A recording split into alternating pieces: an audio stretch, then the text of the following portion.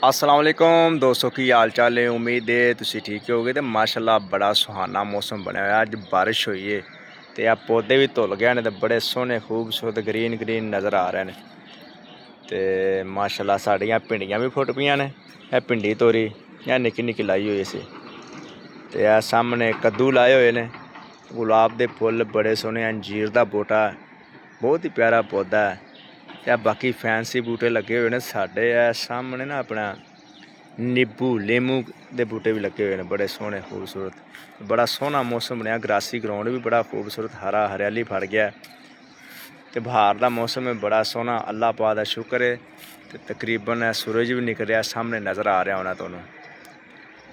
तो बदलों के बड़ा प्यारा नज़ारा बनया हुआ। अल्लाह पाक का शुक्र है। लाहौर का मौसम है, लाहौर खलो के वीडियो बना रहे हैं। तो यह फैक्ट्री बेचना रुके हुए सा। बड़ा ही सोहना मौसम बनया हुआ है।